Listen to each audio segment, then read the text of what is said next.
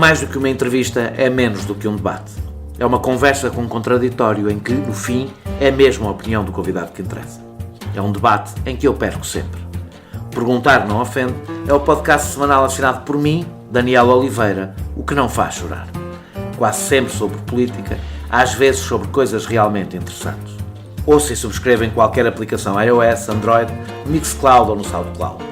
Vá a patreon.com/perguntar não ofende, conheça as vantagens de ser patrono e apoie financeiramente a produção deste projeto independente.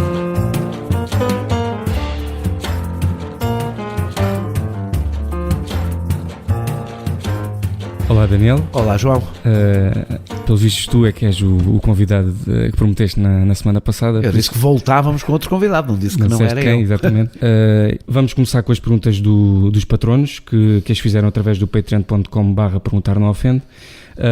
E a primeira é de José Bronze, que diz: ultimamente têm-se tornado mais comuns as entrevistas a figuras da vida científica e menos comuns os convidados da esfera política.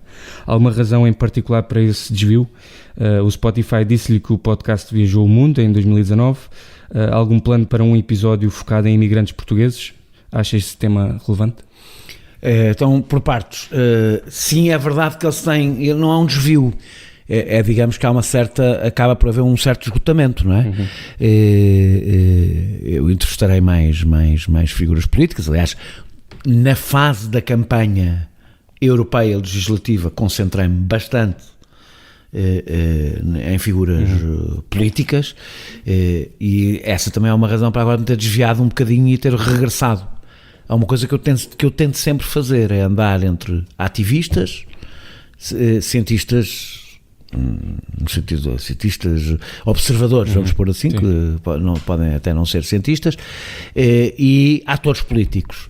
E eu agora é normal que depois de 3 meses ou 4 em que estivemos muito centrados em questões político-partidárias, agora tentar-me desviar um bocadinho, mas regressarei seguramente, até porque haverá novas lideranças à direita. Não é muito desvio, porque o teu interesse sempre foi entrevistar pessoas fora do âmbito... Não, eu ando há muito tempo a querer fazer essa mistura, ou seja, desde entrevistar aquelas figuras políticas comuns, a dar a conhecer outras pessoas que têm coisas para dizer, até às vezes sobre os mesmíssimos assuntos que eu falo com os políticos. E devo dizer que eu até acho que as entrevistas mais conseguidas do podcast foram com ou cientistas ou ativistas. Até em termos de audiência nota-se... Também, mas eu nem sequer me referia só a isso. Mas o interesse das pessoas nota-se. Houve várias entrevistas com dirigentes políticos ou pessoas com responsabilidades políticas que eu gostei muito de fazer. Com os líderes partidários é sempre o mais difícil. Sim. Estão muito constrangidos. Estão muito constrangidos. São sempre os mais limitados o que é normal que sejam. Sim. Não estão a falar apenas em seu nome, é normal que estejam. Não acho isso estranho.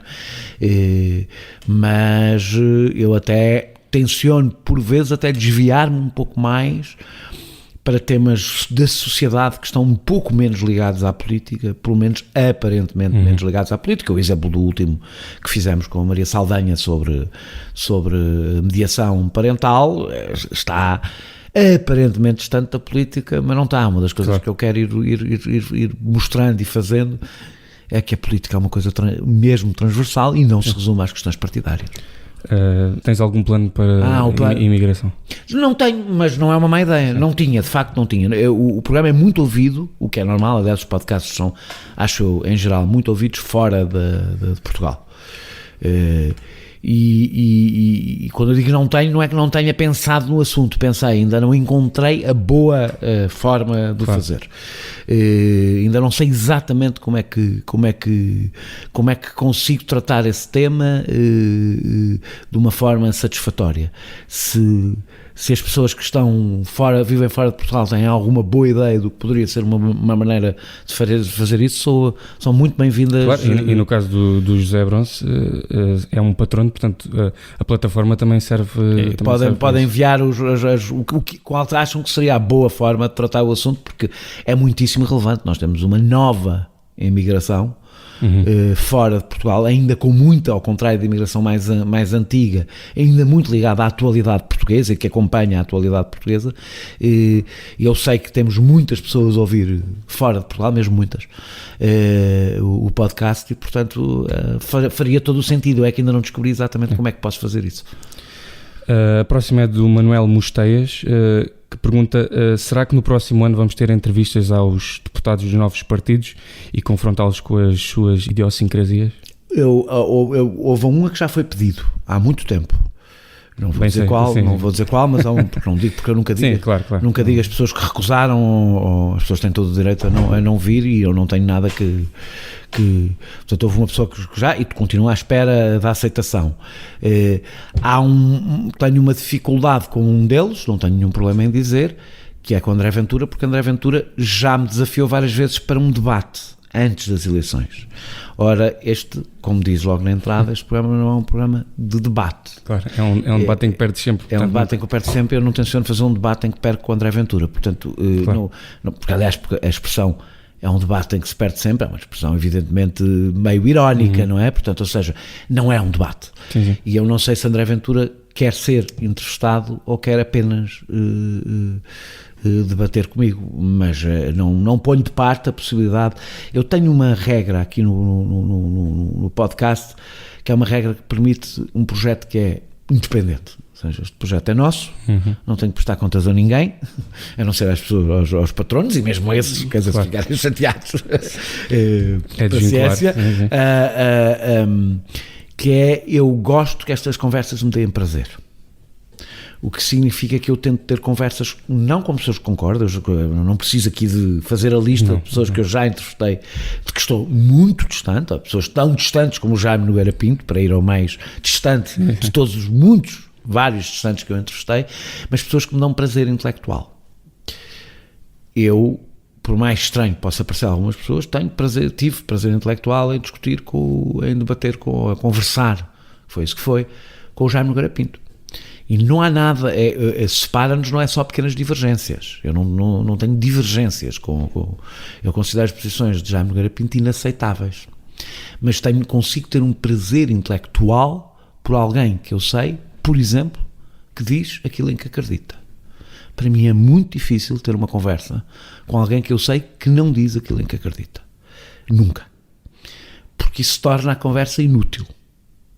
E esse é o meu problema em conversar com o André Ventura. É uma conversa que não me dará prazer, não é por estar distante politicamente dele, é por faltar o que é fundamental para estas conversas correrem bem.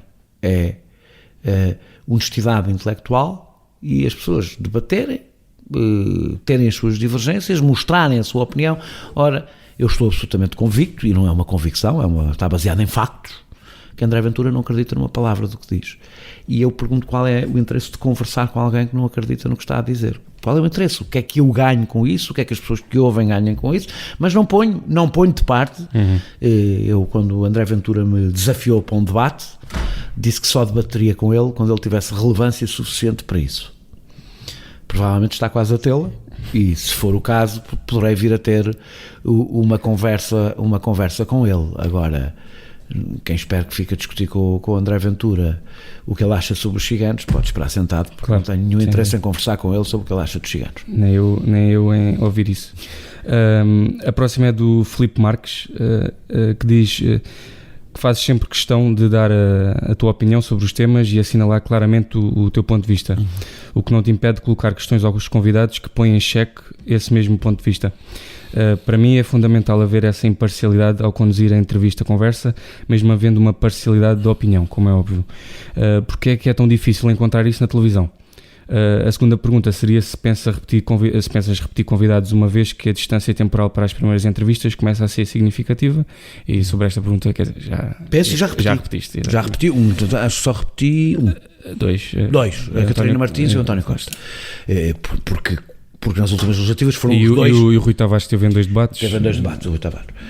Mas teve em papéis diferentes. No caso da Catarina Martins e do António Costa foram os dois que aceitaram, na altura, aceitaram, e vou pôr isto honestamente, aceitaram porque conseguiram arranjar agenda.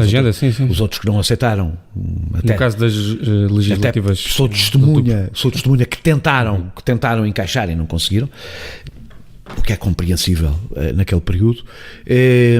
Portanto, já repeti, sim, intenciono repetir. Há várias pessoas, até porque já estão em lugares diferentes, estão a fazer coisas diferentes sobre os quais eu tenho perguntas para fazer. Estou-me a lembrar agora muito de repente, por exemplo, no governo, quer o Pedro Nuno Santos, quer a Alexandra Leitão, estão em lugares diferentes onde pode vir a fazer sentido fazer conversas sobre o lugar onde estão e sobre as grandes escolhas. Não sei se isso acontecerá ou não estou a dizer que acontecerá, estou a dizer que há vários casos de pessoas que eu penso que agora gostaria de voltar a ter conversas com elas, até porque o programa amadureceu, há coisas que eu acho que poderia ter feito na altura e não fiz, e portanto não tenho nenhuma posição de princípio. Aliás, no caso do António Costa, não há maior diferença entre a primeira e a segunda foram muito diferentes, foram quase o oposto uma da outra, na verdade. Uma foi uma amena conversa, a outra foi bastante quente. Portanto, sim, tenciono repetir. Sobre a primeira pergunta, eu acho que os jornalistas não fazem porque há um debate muito difícil. A maior parte dos jornalistas não faz isso porque há um debate muito difícil, porque corresponde a uma confusão, que é o rigor não depende. Eu não acredito na objetividade. Acho que não acredito eu, nem acredita ninguém que pense seriamente no assunto. Nós temos um ponto de vista, vimos de um sítio, temos uma origem de classe, temos uma origem política, somos portugueses, somos de Lisboa, do Porto ou de Braga, ou de Faro, peço desculpa, ou até de Faro. Isto é uma piada, não se ofendam outras pessoas de Faro, a não ser o João. Não se ofendam, certeza. Ou seja, todos temos o nosso olhar. E isso não é um problema, é até uma vantagem. Porque o olhar deve ser singular, não é? Deve ser. É isso que nós podemos acrescentar. O que distingue o jornalismo de outras coisas são regras. São regras básicas, são algumas que incluindo que até as pessoas não esperam que os jornalistas não façam. Porque os jornalistas entalou bem. O papel do jornalista não é entalar as pessoas que entrevista. Não é esse o papel do jornalista, é entalar se for o caso. Ou seja, se houver caso para isso, só entala se a pessoa não quiser responder a uma coisa que é relevante para os outros. É relevante, no caso, se for ser um político, é relevante politicamente, e a pessoa não quer responder a essa coisa, e aí pode ser entalada. Agora, o objetivo do político, do jornalista, não é deixar o político passar mal. Por isso utiliza um determinado método, determinadas regras e boa fé. Nada disso impede. Ao contrário do que as pessoas pensam, o jornalismo até começou bastante engajado. O jornalismo que chamam de causas, nós tivemos essa conversa aqui com o Ricardo do Fumaça, que é o jornalismo, a diferença daquilo que chamam de jornalismo de causas, a diferença é porque é um jornalismo das causas que não são as causas ou maioritárias, ou do poder, ou hegemónicas, ou... portanto, ou seja, há vários jornais que se assumem na sua linha editorial europeístas. Isso não é menos... não há mais neutro do que um jornal, por exemplo, se assumir socialista. Bom, são coisas que não têm nada a ver uma com a outra, mas sim. Não tem que existir essa neutralidade. Um jornalista e um órgão de comunicação social pode ter uma linha política muito clara. Aliás, o jornalismo em grande parte nasceu assim, com linhas muito claras, opiniões muito claras, e portanto eu não tenho nenhum problema quando me dizem que eu sou um jornalista engajado. Eu sou um jornalista engajado. Porque é jornalista. Porque assumo, os jornalistas não têm que ser obrigados a assumir isso. Sim. Eu assumo o meu posicionamento político e não considero que isso seja contraditório com o ser jornalista. Nunca considerei, e acho que não é, aliás, não é em lado nenhum, nunca foi. Instalou-se a ideia de que para ser jornalista nós temos que ser neutros. O que quer dizer, para ser jornalista nós temos que ter a opinião que é maioritária num determinado momento e que é próxima do mainstream. Ora, eu não acho que os jornalistas... Agora, isso não impede que qualquer jornalista, engajado ou não engajado, tenha que cumprir determinadas regras, que eu até tento estender em muitas coisas que faço nos meus textos de opinião, que não é jornalismo. Há uma pergunta sobre isso mais à frente. Que não é jornalismo. Sim. Os textos de opinião não são jornalismo, mas eu aplico algumas, não aplico todas, porque não é possível, mas aplico algumas das regras do jornalismo em textos de opinião que escrevo, na forma como procuro os factos, como ponho dados e factos suficientes para as pessoas poderem, elas próprias, formar a sua opinião. A grande diferença entre a honestidade de fazer um trabalho, mesmo assumindo posições, é eu assumo uma posição, mas deixo espaço nestas conversas, por exemplo, para pessoas que têm opiniões diferentes das minhas receberem informação suficiente para não se sentirem manipuladas e não serem manipuladas na medida do possível, porque a informação é sempre, mesmo que involuntariamente, tem qualquer coisa sempre de manipulação, é muito difícil fugir a isso, mas eu tento ter nas conversas que aqui tenho, depois de expor, portanto eu tento fazer isto com maior transparência até do que é costume fazer-se, que é assumir o meu posicionamento político de partida e depois nas conversas não deixar de fazer as perguntas que têm que ser feitas, incluindo aqueles com os quais eu concordo, com quem estou de acordo nos assuntos que estamos a falar, e com aqueles que discordo, não deixar de lhes dar espaço para defenderem de forma livre as suas posições. Eu acho que é difícil ser mais honesto que isto. O problema é que é difícil um jornalista fazer isto. E eu acho que, por acaso, o fazer isto nas entrevistas tem sido muito útil para a produtividade da conversa. Porque vences logo vários problemas que pode haver num diálogo, que é a pessoa que está a falar contigo sabe mais ou menos o que é que tu achas, mas tu escondes o que é que achas e tentas esconder aquilo com uma neutralidade, e há um mal-estar em relação a isso. No caso deste podcast não podia ser mais evidente. É muito evidente. É muito evidente sempre. Ou seja, as pessoas começa assim. Só o facto de serem convidadas e aceitarem já sabem o que vão, portanto não estás a enganar ninguém. E sabem que não vêm para ratoeiras. Isso é uma coisa que eu acho que quem vai acompanhando este podcast, uma das razões porque eu tenho tantas pessoas de direita a aceitarem falar neste podcast, é que sabem que não vêm para ratoeiras. Sabem que vêm para uma conversa honesta, onde eu tenho uma posição política, mas que não as convido. Eu tenho uma regra aqui neste podcast: eu não convido ninguém para tratar mal as pessoas que convido. E não acho que seja essa a função de um jornalista. Mesmo numa conversa deste género, que se pode considerar, há quem considere, eu por acaso não considero, pode estar na fronteira entre o jornalismo e a opinião, eu não considero, mas acho aceitável que essa questão se levante. Sabem que não vêm para uma ratoeira. E essa é uma das coisas muito difíceis de perceber, das pessoas perceberem hoje. Os jornalistas não são caçadores de políticos. São escrutinadores, não são caçadores, não é a mesma coisa. E, portanto, eu não convidei a Assunção Cristas, o Rui Rio, o Adolfo Mesquita Nunes, o Francisco Rodrigues dos Santos, ou o Jaime Nogueira Pinto, e poderia continuar aqui a lista que é longa. Iniciativa Liberal. Não convidei ninguém para os tramar. Porque não quero, e não é porque sou bonzinho, é porque acho que isso é pouco produtivo, pouco interessante. eu acho que bonzinho, acho que ninguém acha que eu sou. Ninguém sai daqui a achar. Não é porque sou fofinho, não é. Deixa-me falar muito. Acho que não é, acho que é inútil, acho que não serve para nada. É uma das coisas que eu acho que disse isso. É o clickbait. Exato. Acho que disse isso na conversa com a Beatriz Dias. Eu acho que uma das principais funções deste podcast, espero estar a contribuir humildemente, quando eu digo humildemente é porque não é uma coisa de enorme, tem excelentes audiências, mas não não chega assim a tanta gente como chega à televisão, etc. É contribuir para vencer a cultura de trincheira. E a cultura de trincheira, as pessoas não façam confusão, a cultura de trincheira não é as pessoas terem posições muito claras e até radicais, se for o caso, esse não é o problema.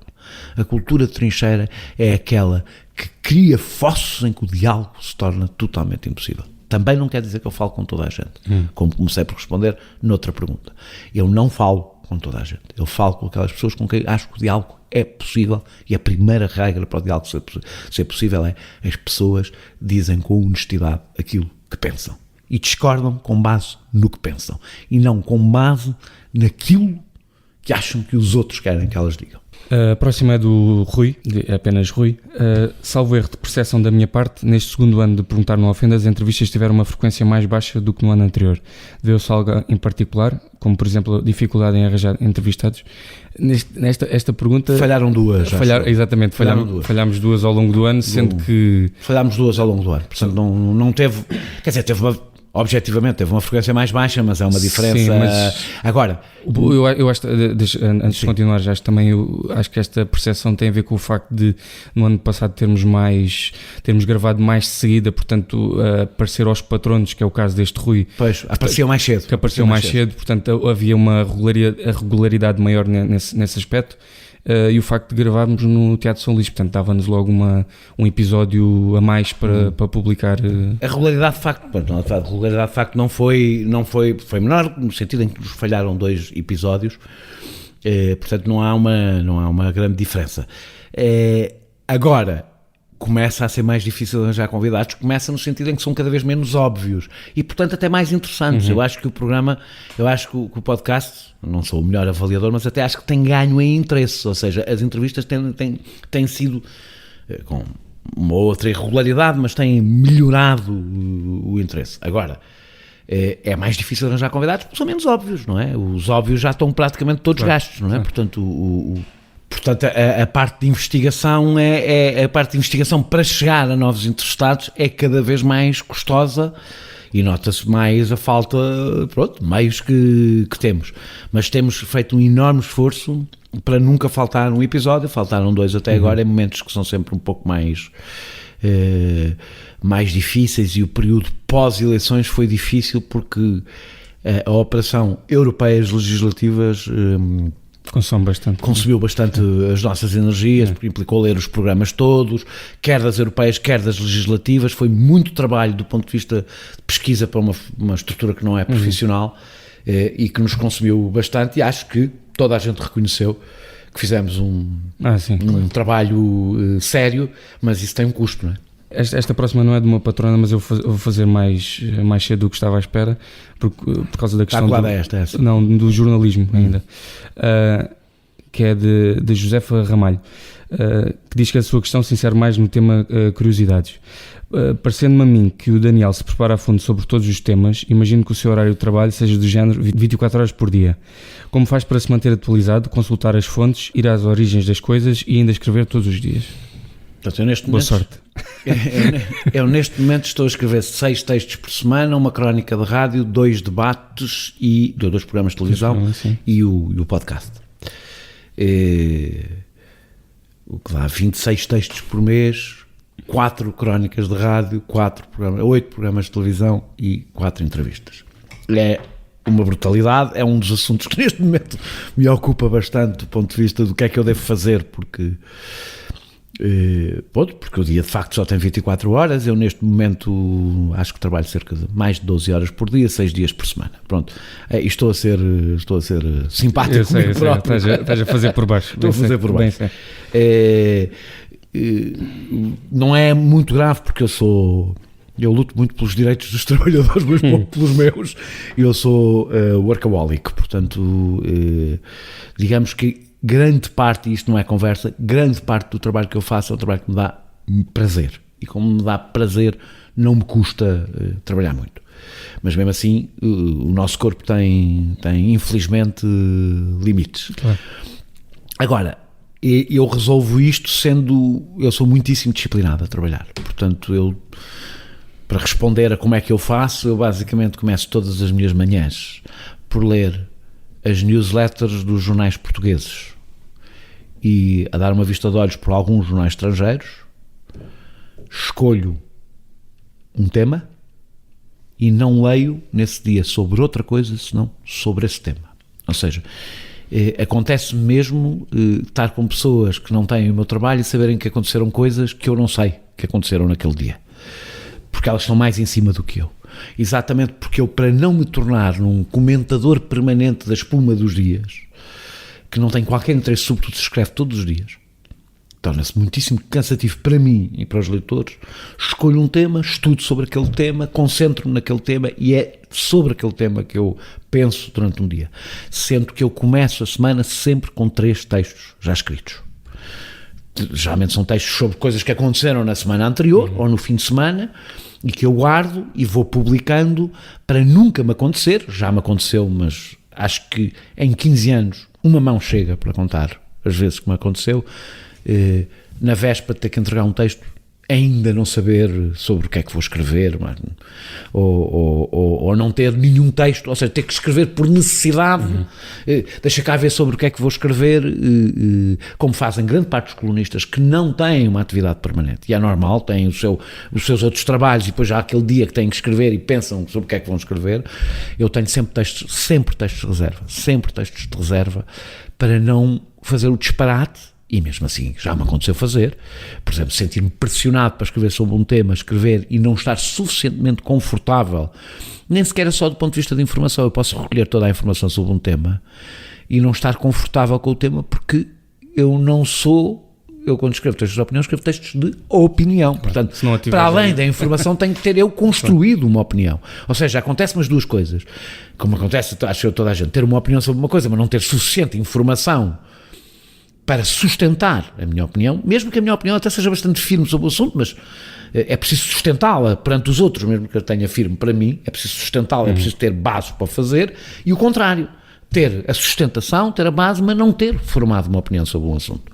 Estes, nos segundos casos, tento mesmo fugir a escrever sobre eles. Mas acontece-me escrever sobre textos, sobre coisas em que, às vezes, até escrevo para formar uma opinião. Ou seja, decido, eu não sei o que acho sobre um determinado tema, já me aconteceu várias vezes, e decido que vou escrever sobre ele, porque isso me vai obrigar a ler, a procurar, a informar-me, a falar com pessoas. Eu falo com muitas pessoas. As pessoas às vezes pensam, tens opinião, achas a opinião sobre tudo? Não, eu falo com muitas pessoas de muitas áreas que eu ouço. Não quer dizer que eu formo a opinião que elas têm, mas, mas valorizas... Não, mas elas formam a opinião que eu tenho, ou seja, eu não formo as opiniões que elas têm, não pego nas opiniões delas e passam a ser as minhas, mas elas são determinantes em alguns temas para formar a minha opinião. São pessoas com quem eu estou sintonizado, política, cultural, socialmente, etc., e que sabem muito mais sobre um tema do que eu, e que eu ouço. E depois até às vezes ouço, muitas vezes, pessoas que têm opiniões diferentes delas. Para pegar num exemplo recente, aqui nem até um pouco diferente. Eu, antes de escrever sobre o caso da Flor Pedroso, acho que falei para aí com umas 5, 6, 7 pessoas. Pessoas que estavam de alguma forma, não com ela, isso não falei.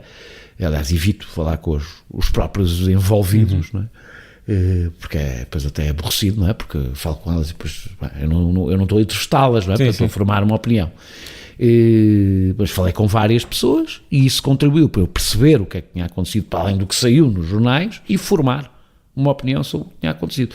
O que não implica que eu não tivesse já uma opinião relativamente formada, porque não sou virgem naquele tema. Não é? Estás inclinado para um lado e depois as conversas... Mas ao longo do processo das conversas houve coisas que eu não sabia e passei a saber, até que me ajudaram a moderar um pouco a minha opinião sobre um determinado tema. Portanto, eu falo com muitas, porque é o meu trabalho, portanto eu falo com muitas pessoas, muitas vezes... É que as pessoas têm... É que uma pessoa chega ali, escreve e está feito. É o tudólogo que sabe... E do ponto de vista... Sim, não, escreves sobre tudo, claro, sim, mas não é... Há uma crítica que é justa. Não é sem contactar pessoas, claro, diretamente ou investigar diretamente. Eu assumo que há uma fragilidade em todo o tipo de trabalho generalista, não é só na opinião, nos jornalistas também, noutro tipo de trabalhos. Todo o trabalho generalista é um trabalho menos profundo do que as pessoas que são especialistas numa determinada área. Portanto... a minha opinião é sempre uma versão digest de uma opinião mais aprofundada, com conhecimento técnico, o que não quer dizer que as pessoas que têm conhecimento técnico não tenham interesses, não representem interesses e, portanto, nem sempre sejam as únicas pessoas pelas quais nós nos devemos informar. Um bom exemplo é os advogados fiscalistas. Os fiscalistas, 99% dos fiscalistas trabalham para pessoas que têm dinheiro suficiente para pagar a fiscalistas e, portanto, naturalmente tendem a representar os interesses das pessoas que pagam mais impostos e não os interesses das pessoas que pagam menos impostos, que são mais pobres, que no deve e haver na relação com o Estado recebem mais do que dão. Pronto, portanto, são especialistas, sabem mais do que eu sobre impostos, seguramente. Não quer dizer que o texto que elas escrevam sobre o assunto seja mais... Agora, eu envio muitas vezes, que é uma coisa que eu não sei se há muitos colunistas que fazem, muitas vezes envio textos meus, é uma das vantagens, aliás, de muitas vezes não escrever na véspera, é que envio muitas vezes textos meus para pessoas, mais do que uma, e não exatamente todas com a mesma opinião, mas pessoas que são minhas amigas, evidentemente, é uma coisa de bastante confiança. Antes do publicar, envio para pessoas que conheço, que percebem muito do tema, para detectarem erros técnicos que possam lá estar e explicarem o porquê que está errado. 2, para ter uma primeira avaliação antes de sair, de alguém que percebe do tema. Portanto, eu tenho vários, como é que se chama? Testes de stress aos meus textos antes de saírem, o que não me impede de já ter escrito coisas erradas ou imprecisas, de que me lembro, aliás, lembro-me de todas, porque é uma coisa que me deixa bastante... Se tens cuidado para não fazer quando acontece... É uma coisa que me deixa muito, muito irritado, quando tenho erros. Outra coisa é quando as pessoas discordam, disparado. Sim, mas coisas há sempre metade das pessoas a dizer ignorância, não percebe nada para isso, eu não ligo nenhuma a isso. Claro. Agora, quando eu próprio, quando alguém me detecta um erro, aconteceu uma vez numa crónica da TSF, já nem me lembro exatamente qual era o tema. Eu tenho ideia de... Sim. Eu estava fora de Portugal quando a escrevi. Quando li, lembro-me de uma coisa que escrevi sobre a Amazónia. Uma das coisas que estava escrita estava tecnicamente errada, não mudava nada no sentido do texto, mas era um erro que fragilizava o texto. Eu ia geralmente, aliás, enquadro, por exemplo, qualquer desses dois casos, que foram os dois no último ano, por isso é que eu me lembro, eu fiz correção onde podia fazer, portanto fiz correção na partilha que fiz no Facebook. Já me aconteceu fazer nos próprios textos seguintes. Fico muito incomodado, mas é inevitável quando uma pessoa escreve sobre muito e sobre alguns assuntos que não domina, mesmo falando com outras pessoas. Seria pior se a conclusão desses textos estivesse apenas baseada nesse erro. Não. Em ambos os textos não estava, ou seja, não mudaria, mas eu não deixo... Fragiliza. Claro. Ou seja, se uma coisa está errada e num texto, e fragiliza toda a opinião, mesmo que a opinião não se baseie nesses factos, fragiliza porque a credibilidade é uma coisa que se demora muito tempo a construir, é muito rápido de destruir. Claro. E eu, quando o faço, fico, evidentemente, acho como qualquer pessoa na sua vida profissional. Eu não sou o melhor avaliador, preparo muito, e acho que toda a gente percebe que eu me preparo bastante, porque não querem, imagino que as pessoas acreditam que eu não percebo sobre todos aqueles temas, portanto leio muito, pergunto muito, estudo muito. A minha formação, a minha experiência de jornalista contribuiu para o que eu sou como colunista. Eu acho que quem te vir no eixo e no Sem Moderação com aquela papelada toda não ficará com outra ideia que não agora, a de preparação. Não deixe de falhar e sofro mesmo muito quando isso acontece. É mesmo uma coisa que me deixa... Não há crítica violenta nenhuma que consiga ter o efeito que um erro factual num texto meu pode ter, mas é a vida, é inevitável. Ainda por cima para quem escreve quase todos os dias. Não escrevo ao domingo. Escreves, mas não é publicado. A próxima pergunta é do Luís Filipe, o outro patrono, que fala sobre a regionalização, que vai aparecer em força em 2020. Portugal, não tendo a transparência de uma Suécia ou Dinamarca e sendo o seu índice de distância ao poder menor que o nosso, não fará com que os autarcas sejam menos escrutinados pelos seus próprios funcionários. Em Portugal, o poder impera sobre a ética e o nosso lado cultural é muito dado ao seguidismo. Gostaria de ver uma entrevista do Daniel sobre o tema com alguém que não fosse político, mas que tivesse um profundo conhecimento sobre o assunto, comparando vários países que tiveram de lidar com o tema regionalização. Sendo fundamental a ética e transparência para um bem comum, teremos nós uma sociedade preparada para a regionalização? E o Guilherme Frisado, outro ouvinte, pergunta se és a favor da regionalização. Sou a favor da regionalização, fiz aliás campanha no referendo pela regionalização, não pelo mapa, que acho aliás que não devia ter estado, as duas coisas não deviam ter sido misturadas. Sou ferozmente, como diz o José Eduardo Martins, que faz comigo Acho que conheço. Não, mas há pessoas que não conhecem. Não há ninguém que não conheça o José Eduardo Martins, mas podem não estar a ver de quem é que eu estou a falar.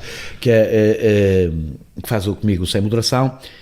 Qualquer pessoa que teve relação com o Estado, e eu não tive, não é? No sentido de ter cargos executivos, passa a ser a favor da regionalização, porque percebe o absurdo de não termos regiões. Somos um dos poucos países da Europa que não tem regiões administrativas. Sou a favor da regionalização porque acho que há um problema de escala, as câmaras são demasiado pequenas, o Estado Central é demasiado distante e é fundamental aquela escala que é a mesma escala mais importante de todas, hoje em dia. Do ponto de vista da intervenção política, local, regional, ou seja, porque as câmaras não têm, com exceção da Câmara de Lisboa, Porto, Gaia, Sintra, com exceção das grandes, mas mesmo essas não têm para os problemas que têm que lidar, não têm, as mais pequenas não têm massa crítica, nem dinheiro, nem técnica, nem política, não têm massa crítica para intervir no território com eficácia. Fazem o melhor que podem, vão gerindo o melhor que podem, mas não têm essa dimensão, não têm dimensão para grandes. Não tem exposição, não conseguem fazê-lo. E nas áreas metropolitanas os problemas são praticamente todos metropolitanos. E não há nenhuma estrutura realmente com capacidade e legitimidade. E agora passo para a segunda parte. A razão porque eu defendo regionalização com eleição direta dos detentores de cargos públicos é porque acho que a eleição direta é o que dá legitimidade política que se possa sobrepor às outras. Enquanto assim não for, nunca poderá nenhuma região ter poderes que hoje são das autarquias, porque as autarquias têm uma legitimidade política que eles não têm e naturalmente resistirão e têm a autoridade para o fazer, porque ao contrário deles representam eleitores que neles votaram. Isto é a razão porque eu sou a favor da regionalização. Acho que não haver regionalização é das maiores asneiras que Portugal fez, que nos atrasou imenso na reforma do Estado. As pessoas adoram falar da reforma do Estado, é preciso reformar o Estado, e depois, perante coisas as gorduras tão evidentes que são fundamentais para a reforma do Estado. Para as pessoas de Lisboa e do Porto basta dizer isto. Imaginem o que eram os transportes coletivos serem mesmo geridos por uma autoridade metropolitana. Imagina o que eram os investimentos suburbanos, de estradas, de poderem ser feitos à escala metropolitana. O dinheiro que se poupava, as asneiras que não se faziam outras, de certeza absoluta. Claro, mas do ponto de vista de irracionalidade, nós temos micro-autarquias que são as câmaras municipais e depois o Estado Central sem nada no meio. Mas acho que praticamente mais nenhum país europeu tem, países, incluindo países da nossa dimensão ou até mais pequenos do que nós. Porque isto não tem a ver propriamente com uma questão de dimensão. É claro que ela também tem importância, mas não é essa a questão. Segundo, é um dado que as pessoas se calhar não conhecem. A que é que nós associamos mais a corrupção às câmaras municipais? E não é disparatado, não é um erro de análise. O caciquismo é mais fácil, à escala local, a promiscuidade é maior por causa da pequenez, da proximidade, tudo mais. Portanto, no entanto, todos os estudos dizem que o investimento com maior retorno é um investimento autárquico, muito maior do que o investimento central, perde-se muito menos dinheiro. Ou seja, com todas as asneiras, corrupção, compadrio, cacicagem, etc., que existem nas câmaras, nas autarquias, mesmo assim perde-se menos dinheiro. Por uma questão de proximidade. Como é evidente, quem conhece a realidade local, tende a desperdiçar menos, tende a fazer menos asneiras nas escolhas que algumas faz porque quer. Mas conhece tão bem o território. Conhece melhor o território, claro. Conhece melhor os problemas, está mais próximo dele, está mais pressionado. Uma das razões porque eu sempre defendi, por exemplo, a municipalização da Carris e dos STCP, uma das razões porque eu sempre defendi que os transportes públicos devem ser, para mim deveriam ser da área metropolitana, mas não havendo, devem ser das câmaras, é porque há uma pressão política sobre os autarcas, dos municípios. Diretamente. enquanto era o Carris, são do poder central. O poder central está distante dessa pressão, ela terá um efeito ligeiro, mas não vai determinar a sua eleição ou a sua reeleição, portanto deixa andar. E o tempo de reação é muito mais lento, e portanto, quando é mais próximo é melhor, só que a autarquia não tem, em muitos casos, dimensão suficiente para isso. Portanto, defendo acho que só temos a ganhar com a regionalização, mas acho que um discurso contra a regionalização, em muitos casos foi um discurso populista contra a política e contra a democracia. E a proposta que eu tenho, já há muito tempo, e que eu defendo como uma possibilidade de solução, não sei se é possível, é que a tua região, o Algarve, seja uma região piloto, já que teve um resultado, foi o único distrito onde o Sim ganhou, apesar disto não ser um referendo regional, mas sim.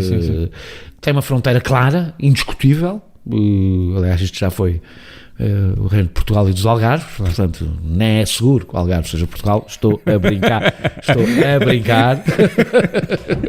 A mim não precisas de avisar, mas é bom que deixes. Eu vou avisar, senão perco os ouvintes todos do Algarve.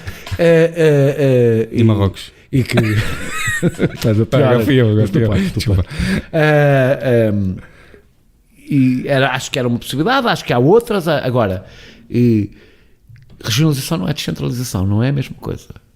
Hoje nós fizemos, em várias áreas, fizemos uma descentralização contra a qual as pessoas eram, em que burocratas dos partidos políticos, os bois postos pelos partidos, ocupam o lugar que poderia ser de eleitos, os bois que provavelmente não ganhariam eleições.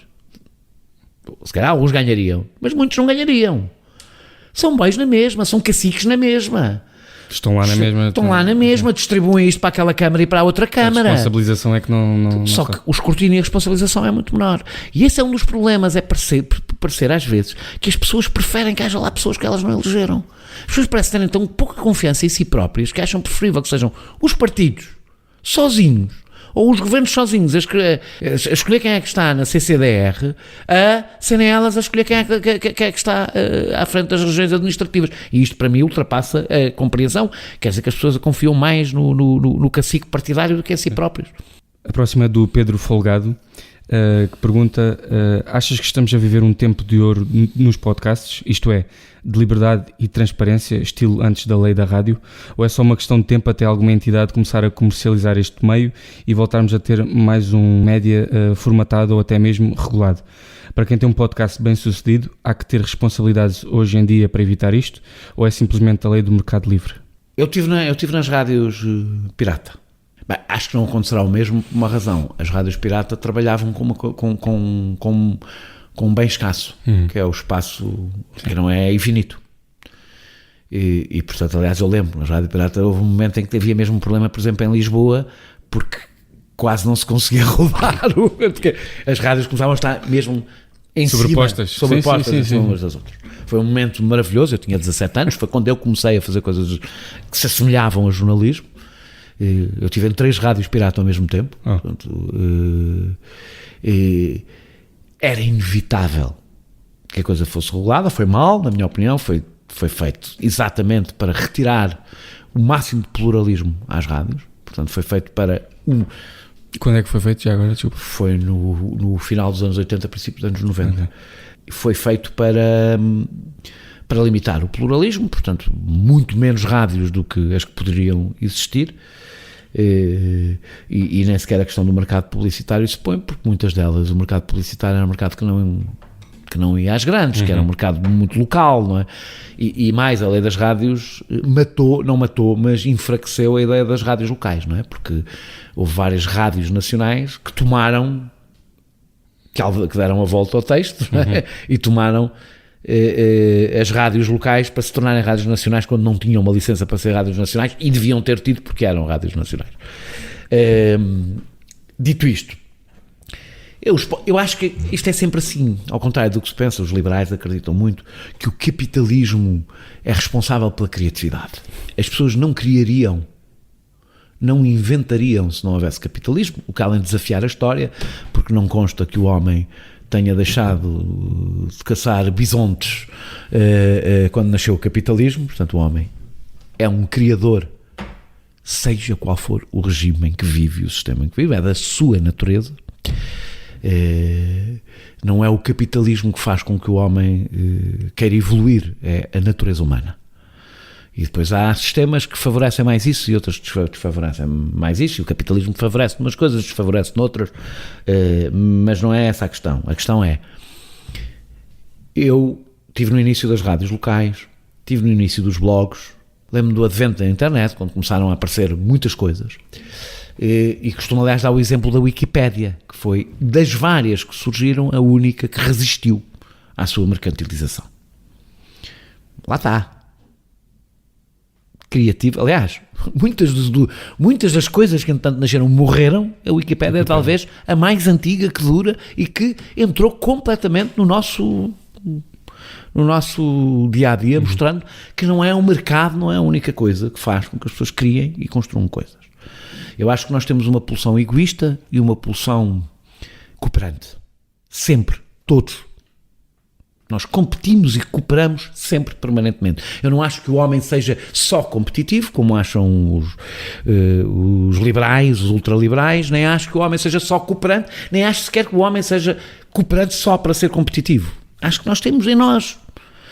o bom e o mau. Nem acho bom, acho que é bom ou mau. A competição tem, uma das coisas que algum tipo de socialismo mostrou, foi que as pessoas, matar esse lado das pessoas...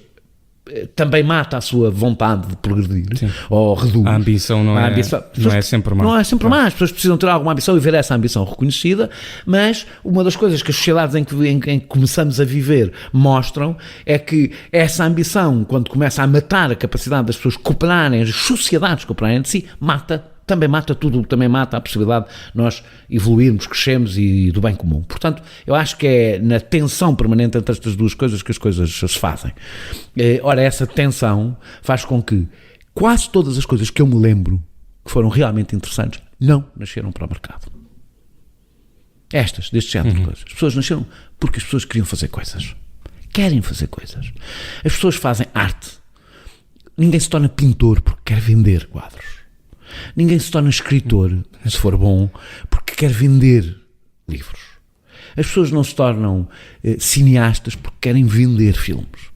As pessoas tornam-se estas coisas todas porque têm, como sempre o homem teve, o ser humano teve, coisas para dizer. Sim. E depois começam, aquilo ocupa demasiado tempo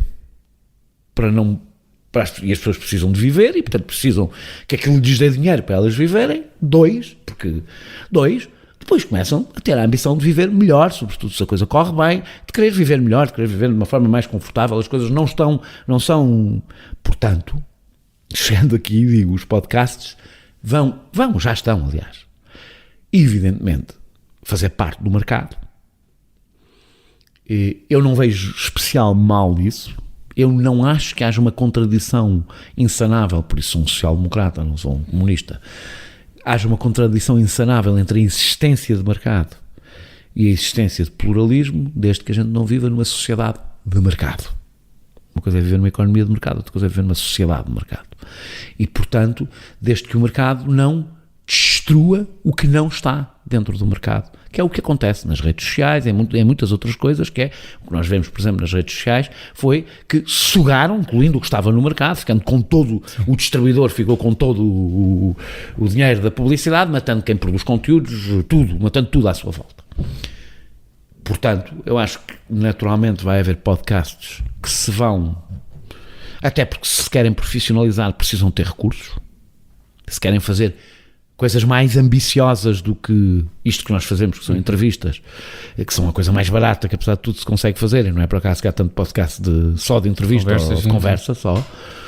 Se querem fazer coisas mais ambiciosas, reportagens, etc., precisam de ter mais meios e, portanto, precisam de arranjar formas de se tornar sustentáveis, desde que isso permita que continuem a existir coisas fora do mercado. Eu não vejo nenhum problema com isso.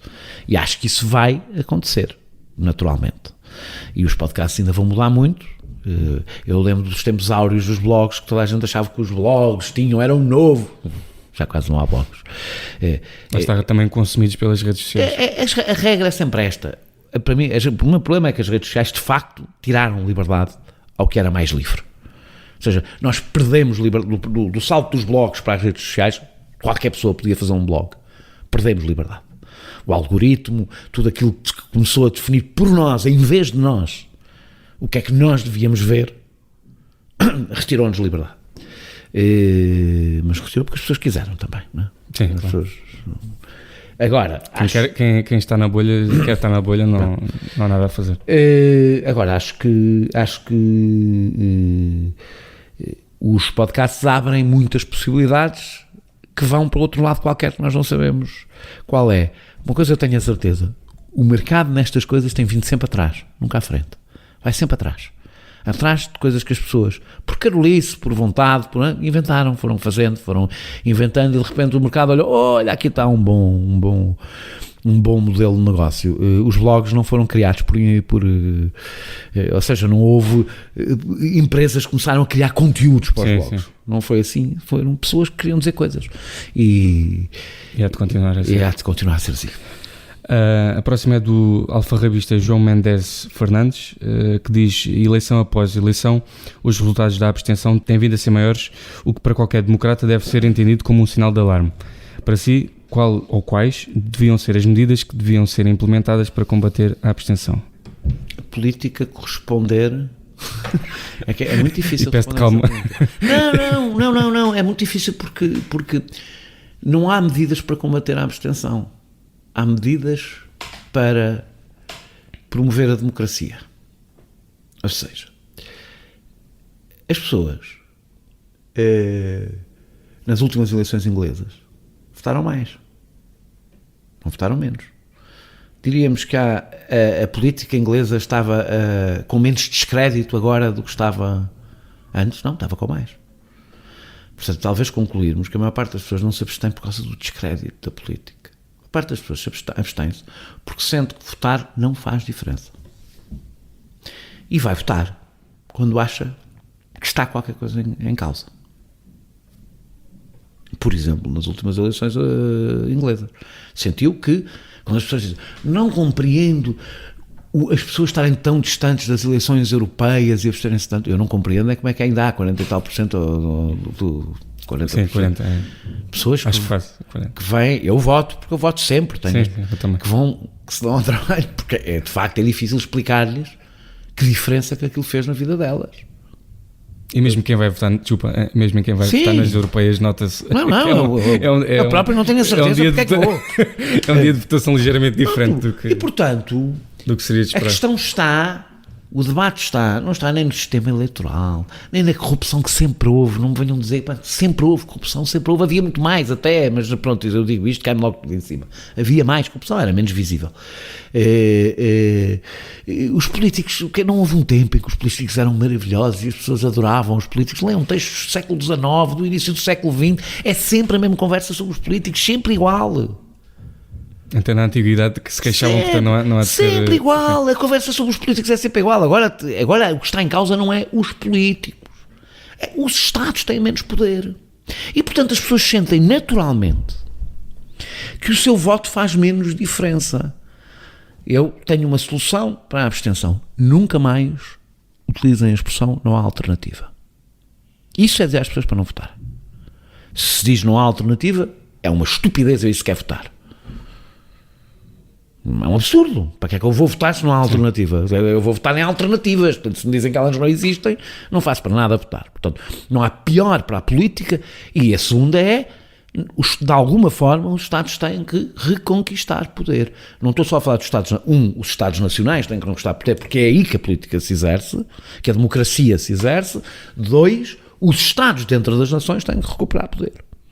Quem propõe um Estado mínimo não pode dizer que quer que as pessoas depois se mobilizem todas para eleger os tipos que vão dirigir o mínimo.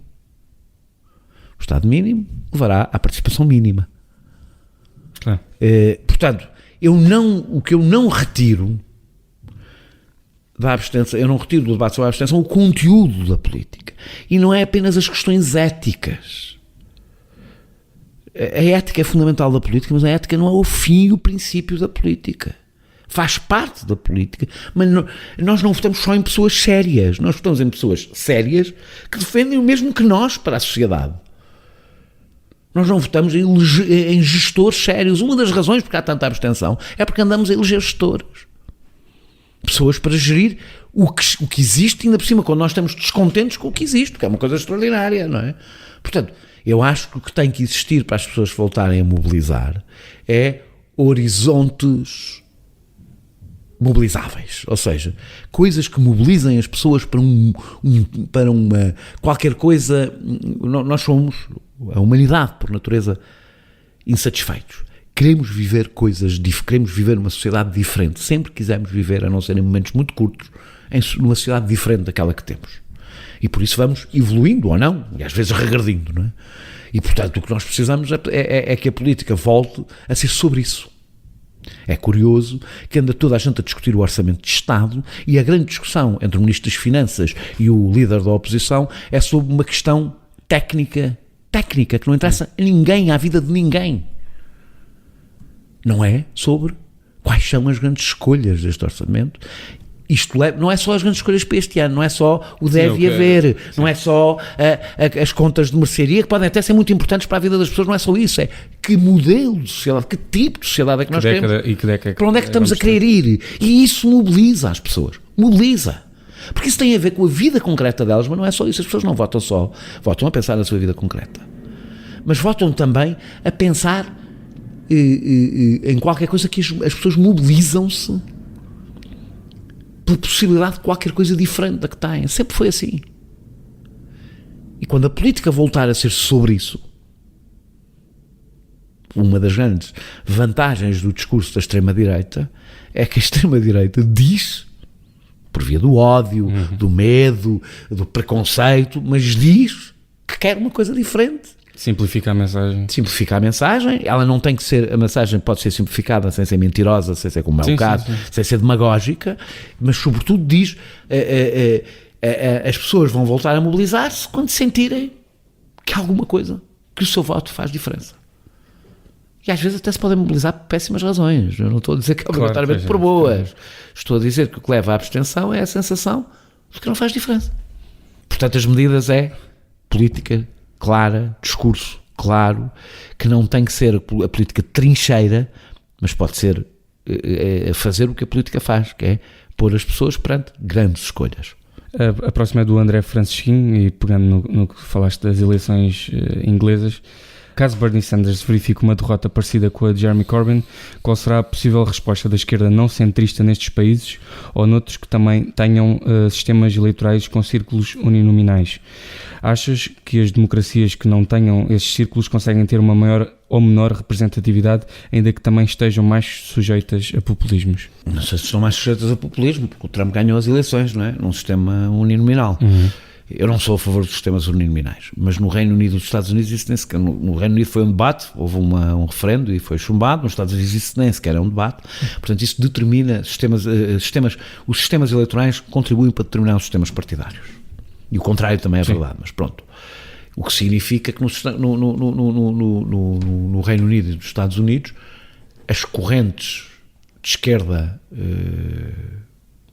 socialista, vamos chamar-lhe assim, do socialismo democrático, o que quisermos, portanto, eu não quero dizer radicais, porque acho que o termo radicais já quer dizer tudo e o seu contrário, são... o radical quando vais a um restaurante, é um novo conceito. É um novo conceito. Tiveram que se integrar dentro dos partidos mainstream. No caso do Labour, nem tiveram que se integrar, sempre lá estiveram, porque o Labour é um partido que não foi por acaso que o Tony Blair chamou New Labour, não é? Porque o desvio não é o Corbyn, o desvio é a terceira via, é a terceira por isso mesmo. É que foi um grande desvio. Mas, portanto, é dentro desse espaço político que fazem o combate e que devem continuar a fazer. Todas as experiências de fazer fora o Respect no Reino Unido, o Ralph Nader nos Estados Unidos e os Verdes correram mal,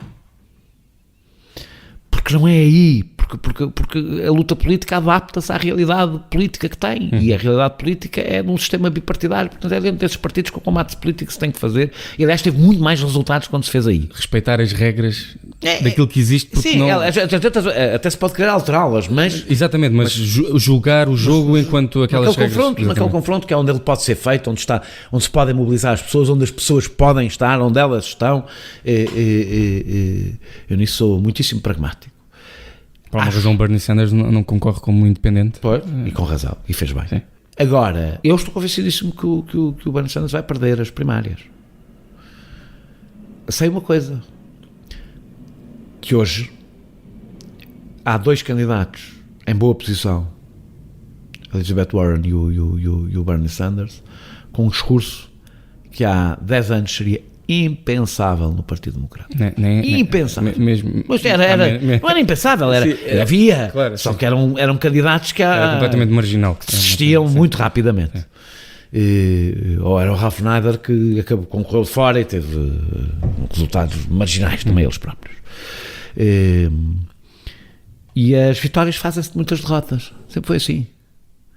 Não tenho a menor dúvida que depois do Bernie Sanders ter perdido as últimas eleições, se perder estas, perde com 2 candidatos, com um discurso, com as suas diferenças, mas muito mais à esquerda do que é provável no Partido Democrata, com os próprios centristas do Partido Democrata a terem que repensar uma parte do seu discurso, porque tem ali uma parte do eleitorado que não despassa cheques em branco, como não tenho dúvidas, como quando olhamos agora para o debate no Labour, todos muito arrepiados, todos contra o Corbyn, foi este programa radical e não sei o quê, mas não tenho dúvidas que não voltam a apresentar um programa como o do Tony Blair, porque sabem que não podem. E eu nestas coisas, eu não sou católico, mas fui comunista, também é tudo coisas de longo prazo, não sou assim tão, não é por acaso que não sou católico nem comunista, o longo prazo, os amanhãs que cantam não me chegam, mas tenho uma certa tendência para olhar para as coisas a médio e longo prazo, e não tenho a menor dúvida que quer Corbyn, quer Bernie Sanders contribuíram para uma mudança no campo do centro-esquerda para a esquerda do discurso político. Não tenho a menor dúvida. Acho que no caso do Bernie Sanders ainda é mais evidente, porque nos Estados Unidos, quer dizer, a esquerda... Ninguém se atrevia a dizer que era socialista, ninguém se atrevia a dizer que era socialista, ou seja... Desculpa, mas mesmo os candidatos que não assumem que são à esquerda, como o Bernie... pegam em argumentos dele, sim, portanto claro. já está ganho. Conseguiu pôr a discussão sobre o sistema de saúde muito à esquerda do que o Obama, que já tinha sido visto como um grande radical nessa matéria, tinha mas posto. Era radical para os Estados Unidos. Sim, para os Estados Unidos. Não, mas, claro, uma das coisas tu defendes o que o Bernie Sanders defende para a saúde, o que ele defende é o mesmo que a Iniciativa Liberal para Portugal. Meus amigos, nós estamos a falar de onde está e para onde se quer ir. Claro. E a mim o que me interessa é para onde se quer ir. Quer dizer, eu não tenho, digo isto sem a menor dúvida, se fosse Bernie Sanders europeu e não era este o programa dele para a saúde, basta ver o programa dele para o resto, para perceber que não era este o programa dele para a saúde. Adaptou-se à realidade que tem, à conquista que quer chegar, não propõe o fim da linha, propõe até onde é possível mobilizar as pessoas. E desse ponto de vista, não tenho a menor dúvida que quer Bernie Sanders, quer Corbyn, que são bastante diferentes um do outro, eu tenho mais simpatia pelo Bernie Sanders. O Corbyn acho que é mais sólido. Acho que enquanto político ele é mais sólido que o Corbyn. O que não quer dizer que a entourage depois é um pouco diferente, porque há muita gente à volta do Corbyn muito boa, do meu ponto de vista. Não tenho a menor dúvida que o contributo que deram foi para virar os seus respectivos países à esquerda. E que esse caminho vai continuar, vai inevitavelmente continuar. E aliás é bom que não aconteça de uma forma fugaz, que não aconteça de um dia para o outro. Ou seja, eu não tenho a certeza que seria bom o Bernie Sanders, por exemplo, ter sido presidente há 4 anos, ou mesmo o Corbyn chegar a primeiro-ministro agora. Não tenho a certeza disso. Acho que as coisas levam o seu tempo. Eles contribuíram para mudar o discurso hegemónico. E isto vai-se fazendo... É a mudança cultural. Como aliás os neoliberais fizeram, demoraram décadas a conseguir o que conseguiram até agora. Décadas. Desde Pinochet, eu sei que eles não gostam que se lhes seja recordado, desde Pinochet que estão a fazer este trabalho e foram conseguindo lentamente. E a esquerda social-democrata radical, se quisermos assim, ou aquilo que nos Estados Unidos chamam de socialismo democrático, que cá quer dizer outra coisa, ou quer dizer mais ou menos a mesma coisa na realidade, mas num contexto muito diferente, também demorará o seu tempo, está a fazer o seu caminho, e eu acho que está a fazer um caminho sólido. A Margarida Valente, e pegando um bocado no que falaste há bocado, no que toca à abstenção, pergunta como devemos combater a extrema-direita, no caso em português da André Ventura, mas mais especificamente a desinformação e falta de pensamento crítico. Ao que o CF Coelho acrescenta, como discutir seriamente com apoiantes de Ventura que, confrontados com a dureza do seu programa eleitoral, tudo o que tem a dizer é ele não vai fazer nada disso, ou isso é mentira. Como combater politicamente apoiantes que defendem alguém de forma cega, como os apoiantes de Trump, ou seja, os tais que estão na bolha e que... Se eu tivesse a resposta para isso, tinhas de vendê-la. Tinha que vender ao mercado. Mas tenho algumas e não vão todas no mesmo sentido. Acho que temos que fazer duas coisas em simultâneo: olhar para as razões profundas do voto e agir sobre elas, que é uma coisa que demorará tempo, e depois isso não significa ser complacente. Olhar para as razões profundas do voto são difíceis, são um processo de globalização, ao mesmo tempo que se destruíram as almofadas sociais. Não haverá democracia sem Estado Social. Não haverá democracia sem Estado Social. E, portanto, a extrema-direita, à medida que vamos destruindo o Estado Social, vai cavalgar um sentimento de ansiedade que se está a instalar nas pessoas. Vai aproveitá-lo. 2, a esquerda tem que se dirigir às pessoas que se sentem abandonadas, e muita gente julga, quando eu digo isto, muitas pessoas de direita julgam que eu estou a dizer que deve dizer coisas semelhantes à extrema-direita, não deve dizer o oposto.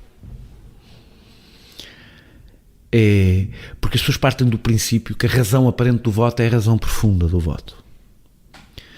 Eu utilizo muitas vezes esta imagem, não é? Quando as pessoas se sentiam trabalhadores, era a esquerda que falava com elas. Quando as pessoas deixaram de se sentir trabalhadores e passaram-se a sentir ou brancos, ou portugueses, ou homens, ou heterossexuais, ou o que seja, a extrema-direita passou a falar com elas. E elas são trabalhadores, brancos, homens, heterossexuais, etc, etc. São várias coisas. 2, a destruição da classe média. Por natureza, a extrema-direita sempre nasceu... O Estado Social nasce de uma coisa, da aliança entre as classes trabalhadoras mais pobres e a classe média. Isto é o Estado Social. E é por isso que a esquerda é tão irredutível contra a ideia do utilizador-pagador, por exemplo, em relação aos serviços públicos, que é aquela ideia que expulsa a classe média do Estado Social, ou com a ideia do cheque ensino, do cheque educação, que é manda a classe média, porque será apenas a classe média, não há nenhum caso em que não tenha sido assim, a ir embora do Estado Social.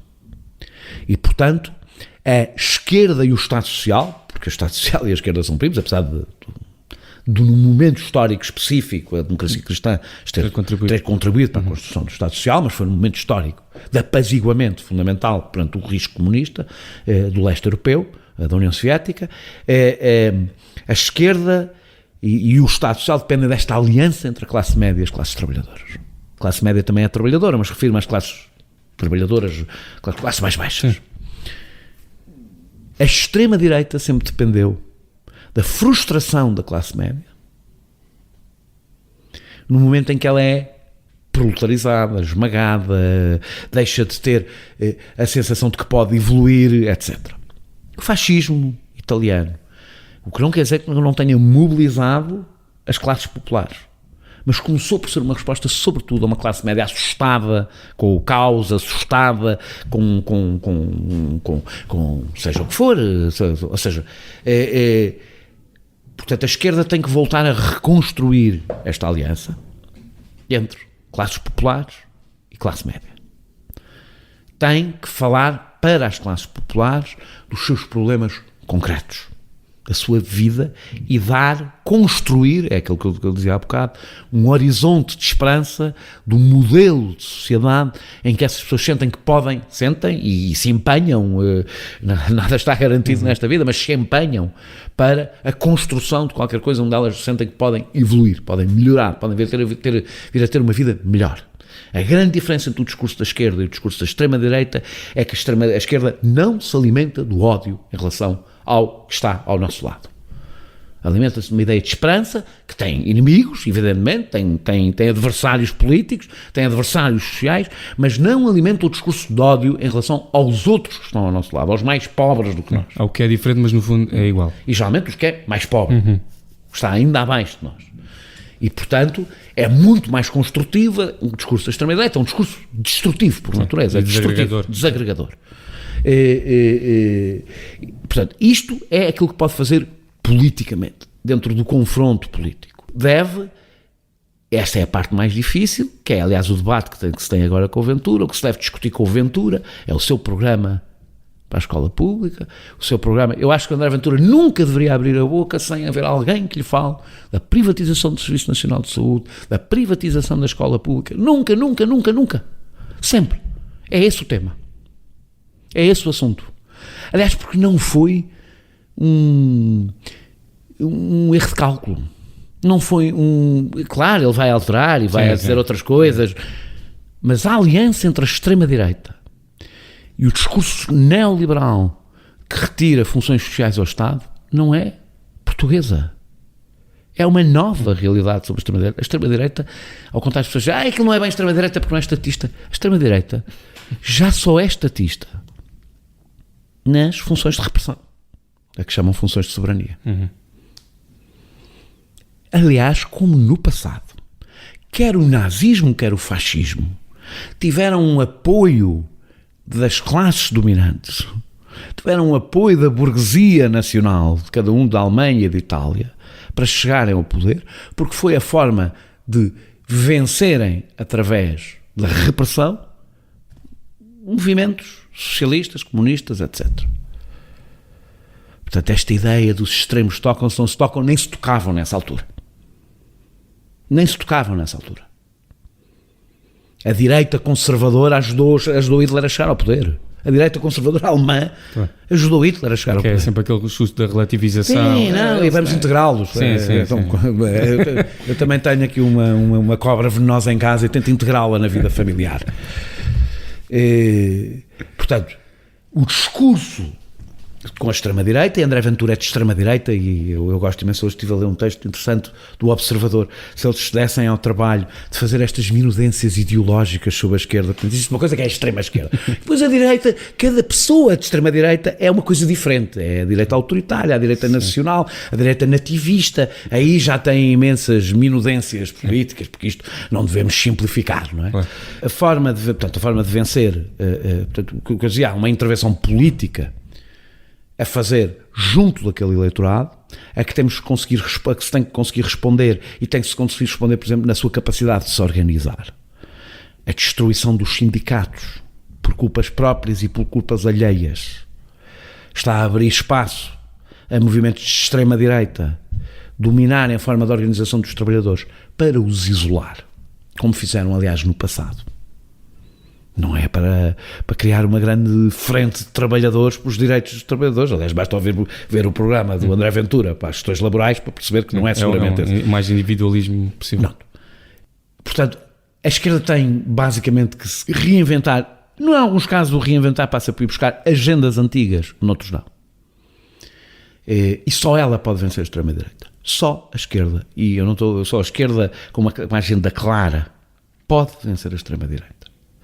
Porque não a relativiza. Porque não a relativiza e porque se dirige ao mesmo povo. Dirige-se ao mesmo povo. Eu sei que isto é muito duro para algumas pessoas ouvir. Sempre se dirigiu ao mesmo povo. Que são os descontentes. São Descontentes, abandonados. Sim. A esquerda não serve, ao contrário do que diz Augusto Santos Silva, para representar os setores mais dinâmicos da sociedade. Quer dizer, mais dinâmicos do ponto de vista político, acho bem. Agora, os empreendedores. Esquerda, não, isso não é a função da esquerda, quer dizer, também não serve para os castigar ou abandonar, mas quer dizer, a esquerda representa os de baixo, antes de mais, os de baixo.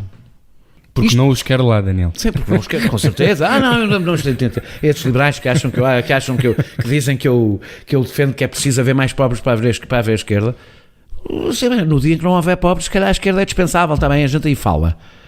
Quando não houver pobres e a esquerda for dispensável, tudo bem, porque eu aí provavelmente nem precisei de ser de esquerda.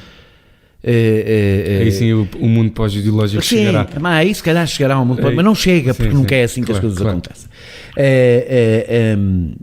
Agora, isto é a primeira coisa que se tem que fazer.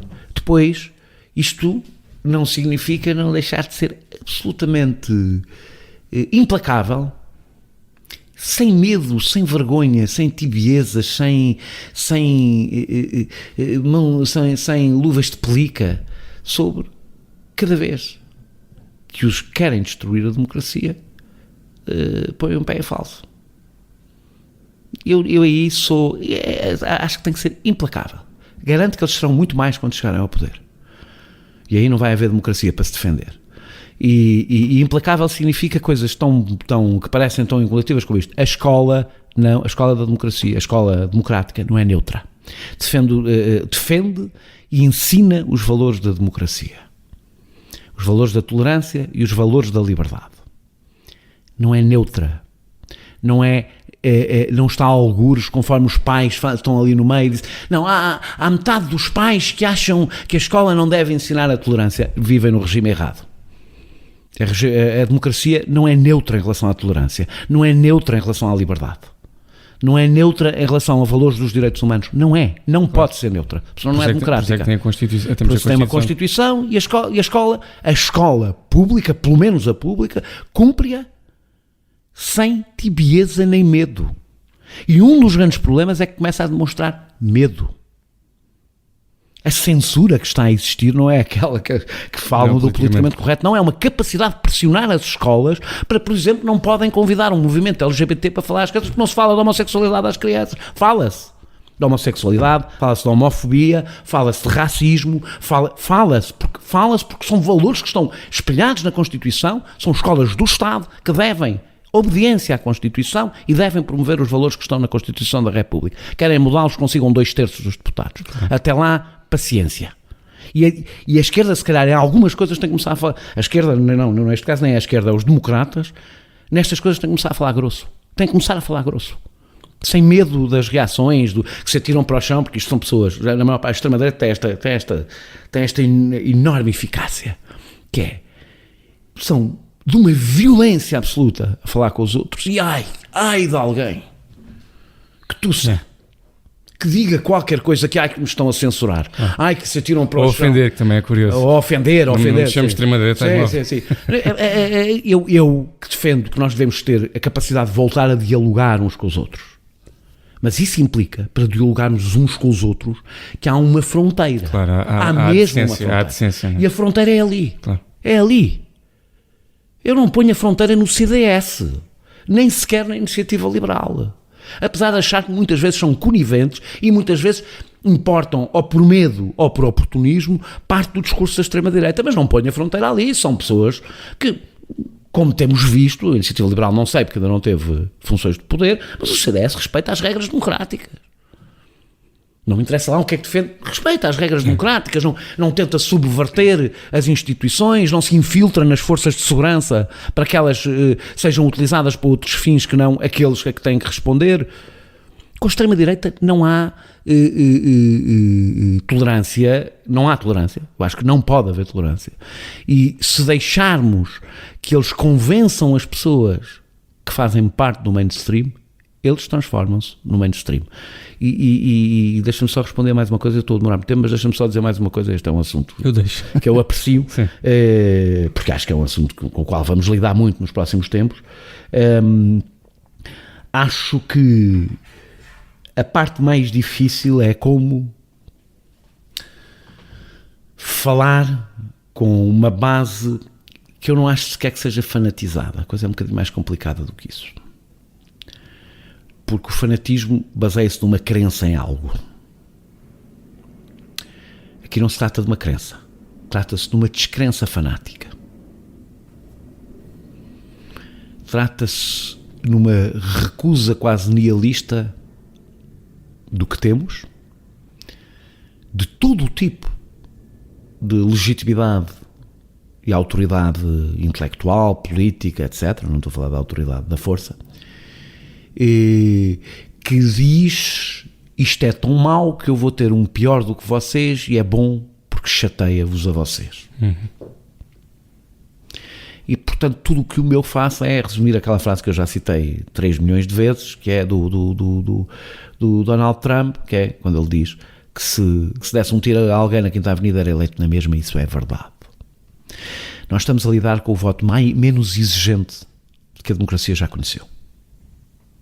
Um voto que defende o escrutínio de todos menos do seu. É indiferente. Porque se ele diz uma barbaridade é só para chocar, porque se ele faz qualquer coisa inacreditável estão a persegui-lo porque ele vos incomoda, porque se ele promete qualquer coisa inacreditável, ok, eu com isso não concordo, mas ele também não vai fazer. É um tipo de discurso que é inaplicável a todos os outros atores políticos. E isso resulta... São sempre o mais cínico possíveis, menos para aqueles são que é... puristas em relação aos outros e totalmente cínicos em relação ao seu. E isso não é porque este eleitorado tem uma natureza diferente dos outros, das outras pessoas. Aliás, quando eles crescem, são os eleitores comuns que antes votavam nos outros partidos. Isto resulta de uma total descrença na ação política com capacidade de nós mudarmos a nossa própria vida, portanto, o mesmo que leva à abstenção, em que a única função que o nosso voto passa a ter é a função de destabilização e destruição do que existe, sem esperar, de facto, nenhuma daquelas pessoas espera que os venturas desta vida lhe mudem a vida. Não esperam. E, portanto, o seu voto, quando o voto deixa de ser para nós melhorarmos a nossa vida, passa a ser um voto totalmente amoral. E se for só para chatear é mesmo nihilista? Sim, torna-se um voto amoral e tendencialmente imoral do ponto de vista até dos sentimentos das pessoas. Elas já não querem expressar nada que não seja o ódio a qualquer coisa. E nós não... como é que a gente se relaciona com isso eu não sei. Essa é a parte difícil, porque eu acho que não devemos ser paternalistas, não devemos insultar as pessoas, mas também não devemos aceitar como normal que se defenda o indefensável permanentemente. E eu acho que a única forma eficaz é ir mostrando o que há de negativo no que tem a ver com a vida das pessoas, escola pública, Serviço Nacional de Saúde, etc. Não deixar de falar das questões que são mínimos de decência, porque senão aquilo torna-se no mainstream. Nós podemos continuar a ignorar. Nós podemos ignorar o discurso homofóbico ou o discurso racista, porque isso é o que lhes dá jeito de falar sobre isso, mas não podemos ignorar ao ponto de repente aquilo se torna um novo normal. E de repente quando acordamos, porque não lhes quisemos dar muito palco, o palco é todo deles. Porque nós tivemos a achar que não estávamos a dar palco. Não resultou com o Trump. Não resultou com o Bolsonaro, não resultou com ninguém. Também não é ser hipersensível a cada piadola, a cada frase, a cada participar no circo de casos que eles tentam criar. É algures ali no que é eficaz, no que é inteligente, mas sobretudo a resposta não está no confronto com eles. A resposta está no discurso que se consiga construir, que consiga mobilizar este povo. É aí que está a resposta. Sobre isso de que falaste da escola pública e tendo a ver também com a extrema-direita no que toca à desinformação, a Inês Nogueira pergunta: como achas que o acesso a tanta informação pode alterar o sistema de educação português? As pessoas não têm acesso assim a tanta informação. Esse é o primeiro erro. Informação não é uma quantidade de dados. Eu acho que as pessoas, há coisas que nunca foram tão cultas, há coisas que nunca foram tão ignorantes. E uma das razões é porque têm a ilusão do conhecimento. que recolhem... Voltando às redes sociais. É isso, portanto, recebem imensa informação, portanto a escola tem, mais do que nunca, não tem a função de seguir esse burburinho, essa confusão. A aprendizagem faz-se através de informação mediada, aquilo que as pessoas acham hoje que é a manipulação, chama-se, é aquilo com o qual nós comunicamos, não é? Que é a capacidade de passar informação tratada, correlacionada. Uma das coisas que vem nas avaliações, pelo menos vinha quando eu era miúdo, ele é capaz de relacionar informação diferente. É isso. Saber é isso, é conseguir relacionar informação diferente. Ao contrário do que acham os mais conservadores em relação à escola, nunca a função da escola nunca foi tão importante. A função da escola já não é tanto ensinar a ler, a escrever, claro que tem que ensinar a ler, a escrever, a contar, tem que ensinar isso tudo, mas não é sobretudo dar muitas informações. De facto as pessoas têm acesso a muito mais informação se a souberem recolher, é dar instrumentos às pessoas. E essa é a discussão, aliás, entre aqueles que defendem uma escola mais conservadora e os que defendem uma escola que aposte mais nas capacidades e não tanto exclusivamente numa capacidade que é muito importante, que é a capacidade de memorização, mas que não pode ser a única, nem sequer é a mais relevante neste tempo. Não é? É a capacidade de relacionar informação, de a procurar, de a saber trabalhar, de a saber e depois de aprender. Uma das características que nós temos, isso já não tem tanto a ver com isto, mas uma das características que a minha geração foi a última, provavelmente, não, a geração anterior, a apanhar uma grande revolução na história, na sua vida. Estas gerações, a minha e as seguintes, apanharam várias ao longo da sua vida de trabalho. Grandes alterações tecnológicas que levaram a mudar a sua forma de trabalhar. E vão apanhar mais do que uma. Isto implica uma capacidade de adaptação que o homem nunca teve que ter. Que o ser humano nunca teve que ter. Sim, sim. E portanto, aquilo que é mais... Se eu noto... E tens 15 anos. O que tiver. Portanto, eu acho que a escola tem, sobretudo, dar instrumentos às pessoas e também instrumentos para lidar com a internet. Achas que deve haver isto não está nas perguntas, sim, mas sim, deve haver alguma maneira de mostrar como é que se vê ou como é que se investiga? Claro. Fazendo? Sim. Ou seja, isso faz-se... É que nem os mais velhos sabem isso. Claro, mas esse é que é o problema. Isso faz-se quando a escola, ela própria, no trabalho dos alunos, os alunos já vão todos à internet para fazer os seus trabalhos. E a atenção pela forma como fazem a pesquisa na internet, a coisa não é dizer, não procurem, não. Claro que procuram, evidentemente procuram, seria estúpido que não procurassem. É nesse processo em que fazem os trabalhos, por exemplo, ensiná-los a usar uma ferramenta. Ensiná-los a cruzar informação, a procurar informação credível, informação não credível, sendo que, na realidade, como me disse outro dia uma miúda numa escola em Oeiras, uma escola onde eu fui falar, com toda a razão, neste momento até são os mais novos que deviam ensinar os mais velhos. Ela dizia, com razão, que são muito mais os mais velhos a partilhar fake news do que os mais novos. Que é verdade, porque os mais novos sabem... Sim. É verdade, porque os mais novos sabem utilizar, mas isso faz parte, por exemplo, do que deve acontecer na escola. Dos próprios alunos ajudarem os professores a crescer desse ponto de vista. Mas isso é uma escola diferente. E um professor diferente também. E um professor diferente, que é a escola ser um espaço onde os mais velhos também, onde os professores também aprendem qualquer coisa, porque aqueles miúdos estão muito mais habituados a utilizar algumas ferramentas do que eles. Eu não acho com isto que a escola deve ir atrás dos tempos. Acho que há coisas que continuam a ser precisas ali. Que um aluno tenha a capacidade de se concentrar durante mais do que 6 minutos, que consiga estar desligado durante horas. Portanto, eu, ao mesmo tempo, defendo esta escola liberal, defendo que não devia haver telemóveis na escola. Na escola, quer dizer, nas salas de aula, e há escolas onde já não o permitem. Ou seja, eu acho que temos que ensinar, há uma coisa que temos que ensinar, que é ensinar a estar desligado, a ler um livro, porque precisa de mais tempo do que um tweet, não é? Ou seja, o que isso implica uma relação sempre tensa que a escola sempre teve com o exterior. escola sempre teve uma relação tensa com o exterior e tem que ter. Tem que ter uma relação tensa. A escola não é uma mera... quando querem transformar a escola no sítio onde se preparam pessoas para o mercado, para já com a ilusão de que sabem o que é que vai ser o mercado quando os miúdos saírem dali, a escola não é para isso. A escola não serve para isso. Também serve, mas nós não nascemos só para produzir, nascemos para muitas coisas e não só para produzir. A escola não serve só para educar produtores. Não é nenhuma fábrica de... Não é uma fábrica de técnicos. Sim.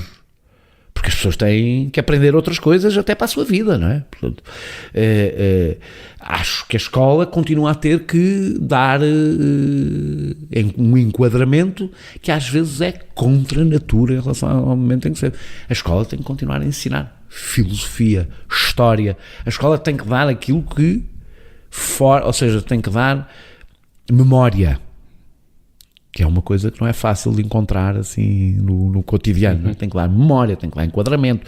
E isso também é preparar para aprender coisas novas, é dar a base de milénios de civilização, não é? O José Mendanha pergunta: as petições públicas servem para alguma coisa em concreto? São uma ferramenta útil da voz do povo? Isto voltando à parte de... Depende. Umas são, outras não, mas não acho bem que haja petições. Acho que teve várias utilidades. Na realidade, as petições mais úteis são quase sempre as petições que nascem da sociedade civil, e a sociedade civil não são os cidadãos em geral, não é? A sociedade civil são os cidadãos organizados. Portanto, as petições feitas por associações de vários tipos são geralmente, concordo eu ou discordo eu de cada uma delas, aquelas que realmente são úteis. Porquê? Porque geralmente são as que têm um trabalho já técnico, de observação da realidade, etc., feito.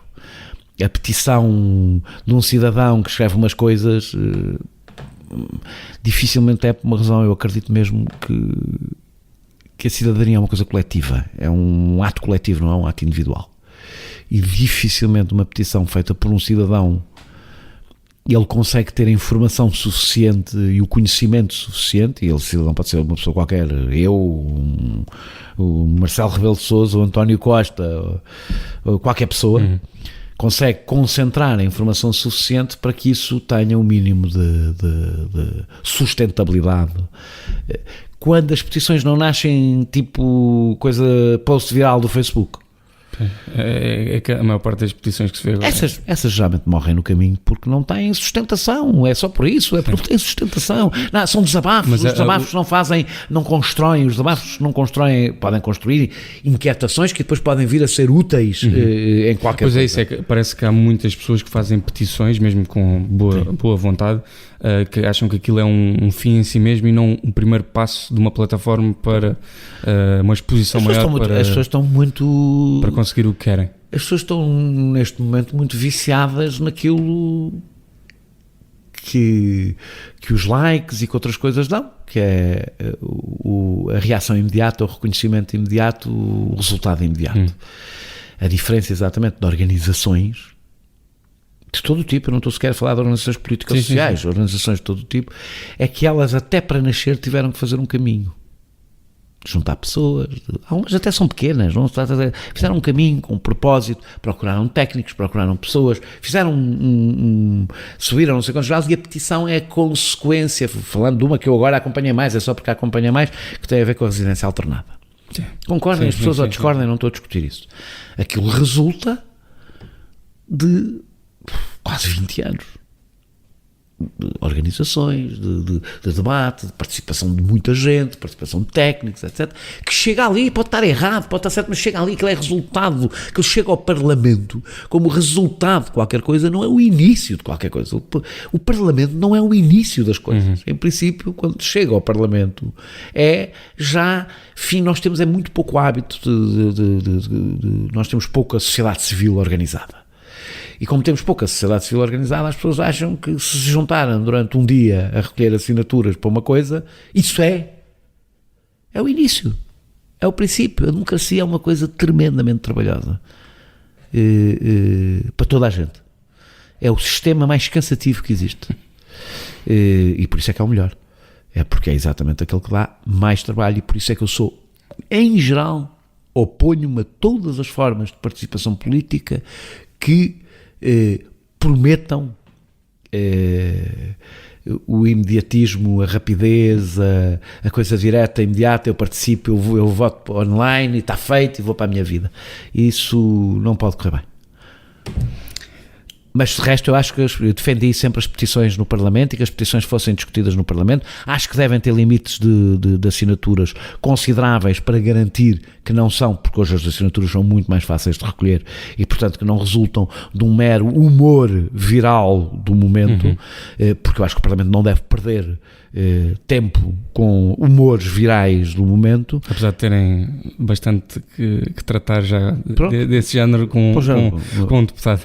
Pois, mas isso também acho que é capaz de mudar, não é? Porque isso não estava pensado para a existência de um deputado, de existência de vários deputados. Portanto, isso acho que estás a falar dos votos de pesar e isso tem que mudar. Condenação um Parlamento não pode votar 17 votos apresentados por um deputado, não pode, por uma questão de economia, de tempo e de bom senso, não é? Quer dizer, tem que haver... as pessoas acham mesmo também que a democracia é cada um ter direito a fazer e a dizer o que quiser a cada momento, não é isso a democracia? É uma coisa mesmo muito mais trabalhosa do que isso. O Rodrigo Cruz Silva pergunta, considera-se marxista e pede, isso podes responder a primeira pergunta e podes pensar na segunda, que é livros e filmes que te marcaram. Não me considero marxista. Já o disse várias vezes, até já ouvi pessoas de direita a dizê-lo também, sou marxiano, não confundir com marciano. Sou marxiano, ou seja, sou uma pessoa que foi influenciada intelectualmente pelo pensamento marxista. Acho, aliás, que qualquer pessoa que queira compreender o capitalismo tem que ser marxiana ou não o compreende. É, aliás, um dos problemas que se vê no discurso. Conhecer o jogo. Sim, exatamente. É uma das coisas, aliás, que se percebem muito do discurso neoliberal bastante primário, é que lhes falta a cultura marxista. E, portanto... Cultura só. Não, tem aquela muito específica, sim, mas que não, alguns até são muito cultos, mas é um pensamento pouco histórico, muito baseado na ideia da bondade natural, do equilíbrio do sistema, e que não compreende algumas dinâmicas que Marx não só compreendeu, como até previu muitíssimo bem. A parte que faz com que eu não... Ou seja, eu até posso considerar que na análise de muitos fenómenos políticos, económicos e sociais sou um marxista, uso ferramentas do marxismo. Sociologicamente nota-se bastante. Sim, uso muito as ferramentas que acho que são muito úteis. Sou culturalmente muito influenciado pelo marxismo, no meu discurso, na minha mundividência. Não sou um marxista porque não sou marxista do ponto de vista do projeto político. Que é onde eu acho, aliás, que o pensamento de Marx falhou, porque a realidade mudou. Ele não falhou porque ele não era nenhum profeta, portanto não tinha que, não era suposto adivinhar o futuro, era suposto, é um homem do seu tempo que analisou a realidade do seu tempo. E portanto, desse ponto de vista, eu nem sei se Marx seria marxista, portanto, desse ponto de vista sou muito marcado pelo pensamento marxista, não sou marxista. Já me defini várias vezes, um social-democrata radical, que não é um social-democrata marxista, porque isso não existe. É um social-democrata. É um social-democrata, mas sou radical no sentido, se olharmos para a social-democracia em que eu me revejo é a social-democracia do tempo inicial da social-democracia, sabendo que a realidade é muito diferente, fazendo adaptações, mas não são as adaptações que fizeram a maior parte dos partidos sociais-democratas e socialistas e trabalhistas da Europa. Pronto, portanto, isto é... Agora, os livros e filmes que eu aconselho não têm nada a ver com política, porque os livros e filmes que me marcaram não têm nada a ver com política. Para o Rodrigo Cruz Silva, tu também falaste disso no Maluco Beleza do Rui Unas, também deste pois, algumas não são mesmo, não são. Disso. A coisa, o que diria é assim, o escritor da minha vida, e acho difícil, agora vou dizer aquelas frases definitivas absurdas, mas pronto, peço desculpa, acho difícil que não seja o escritor da vida de toda a gente, é Tolstói. Acho que é o omnipresente, é o escritor omnisciente, no sentido em que é difícil encontrar algum escritor que compreenda tão extraordinariamente a natureza humana em todas as suas personagens, com uma densidade impressionante. Mas isso também é político. Saber, Não, está bem, tudo é político, sim, ou seja, da natureza humana nesse mas eu não sou eu gosto muito de literatura e, portanto, não sou... Claro que há sempre uma dimensão política e eu estou a ler Padura, estou a ler O Homem que Gostava de Cães, que é um livro totalmente político, aliás, sobre várias coisas, mas muito sobre o comunismo e sobre Trotsky, e sobre Cuba, sobre várias coisas ao mesmo tempo. É um livro que aconselho, já não é um livro de agora, estou a acabar de ler agora. E, portanto, eu até leio bastantes livros que têm relação com a política, mas são em geral romances que tenham mais do que isso, não me chega. Portanto, o que aconselho é Tolstói. E um filme que não seja o 12 Angry Men? Não, pois que já aconselhei esse. Esse já foi. Já foi? Não, o filme da minha vida é o Apocalipse Now. É o filme da minha vida. Mas aí a minha lista é tão grande. É o Johnny Guitar, é os 12 Homens em Fúria, que tu já disseste, e eu sempre que começo a pensar, há mais, ou seja, eu sou um cinéfilo, sempre fui, desde a minha mãe era cinéfila, total, e portanto eu habituei-me a ir ao cinema, e continuo a ir ao cinema, eu vejo filmes no cinema. É a melhor maneira para se ver. Eu acho que para ver filmes é a única maneira, para ver cinema é a única maneira. Depois, na televisão, vê-se o que não se conseguiu ver no cinema ou o que não merece chegar ao cinema. Sim, mas o problema é que agora há uma terceira categoria que são filmes que mereciam estar no cinema, mas que não dá para ver de outra maneira. Pois, na televisão. Para mim isso é um problema. E eu não sou propriamente um bota de elástico, mas eu continuo a achar que a experiência de um filme se faz no cinema, numa sala de cinema, em silêncio, no escuro. A experiência comunitária também, não é? E também. Acho que isso, aliás, muda muita coisa, a gente ter passado a fazer tudo sozinhos.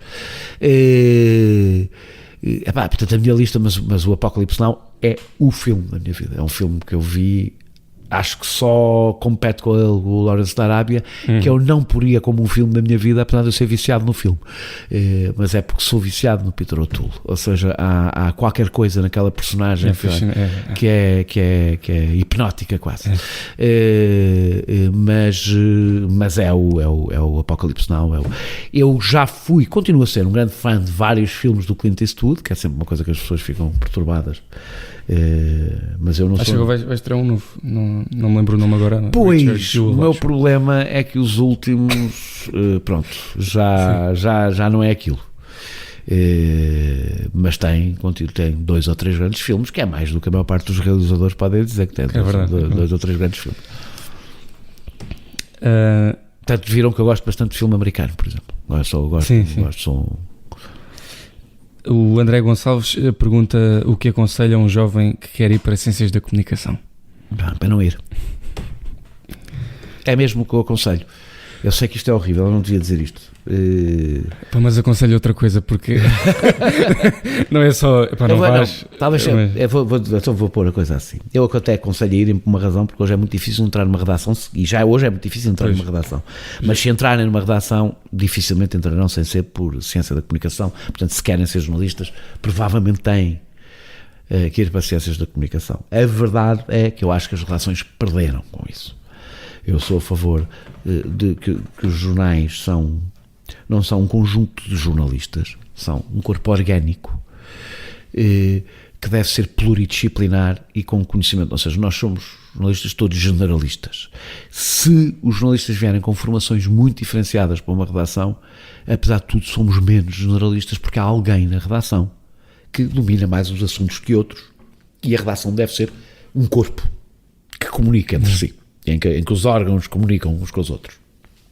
Portanto, é uma pena que as redações tenham passado a ser formadas só por generalistas, podiam ter alguns, evidentemente, eu sou um generalista, mas não tenham no seu corpo pessoas que, mesmo que não façam um trabalho especializado, têm, a partir de um conhecimento especializado que é útil para o conjunto da redação. Portanto, eu se fizesse uma redação ia procurar pessoas de filosofia, de direito, de biologia, de engenharia, de muitas áreas, de ciência política e de comunicação social, algumas, pronto, para ter uma redação inteligente, em que o conjunto dos conhecimentos de cada um produzem uma inteligência coletiva. Mais uma vez, esta profissionalização da formação dos jornalistas, não eram precisos mais de 6 meses para ter formação profissional para ser jornalista, como tinha antes o Senjor. Bastava. Não é nada de tão específico assim, o jornalismo. É aprender estas regras que falaste. É aprender as regras, é aprender algumas técnicas. Formalismos. E algumas técnicas sim. de rádio, não sei o quê, mas que se aprendem os rudimentos e o resto aprende-se no local de trabalho. E a fazer mesmo. E a fazer, e aprende-se, se for bom, relativamente depressa.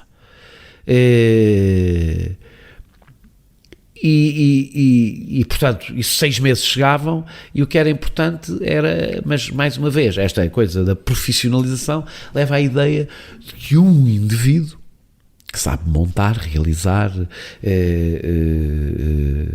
e depois sabe um bocadinho de tudo, chega sozinho para construir um conjunto de individualidades que fazem uma relação.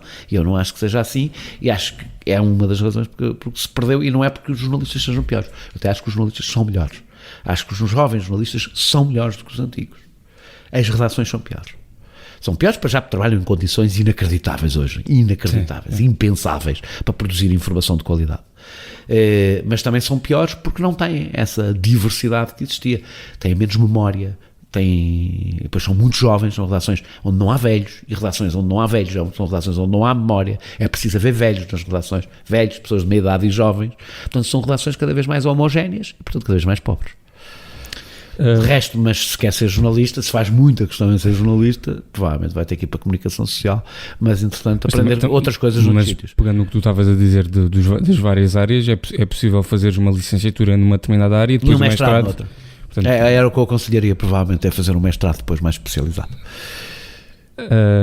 A última pergunta é da Joana Faria, que nos pergunta se ambicionamos gravar o podcast ao vivo noutras cidades. Ambicionamos. Eu não estou a prometer que fazemos. Sim, porque não depende de nós. Não depende de nós, mas eu pelo menos gostava, e esse é um projeto que eu espero em 2020 conseguir fazer no Porto. Pelo menos no Porto, eu gostava de fazer um programa ao vivo. Tenho que pensar como é que eu faço. Há condições seguramente para o fazer, portanto, com público, etc. Eu devo dizer que a experiência de São Luís foi ótima, mas as entrevistas com público perdem alguma coisa. Perdem sempre qualquer coisa, porque há ali a conversa nunca desenrola com a mesma espontaneidade, porque há um público, estão ali pessoas que estão a observar, etc. Mas tem outras vantagens, não é? Tem uma vantagem de nós conseguimos ter algum contacto com as pessoas que acompanham e que gostam do podcast, e portanto sim, espero, não faço só promessas porque não tenho condições para as fazer, claro. Mas espero pelo menos fazer o primeiro, fazê-lo no Porto e depois ver como é que corre e ver se conseguimos fazer noutros sítios. Em Faro, assim. Sempre a meter coisas.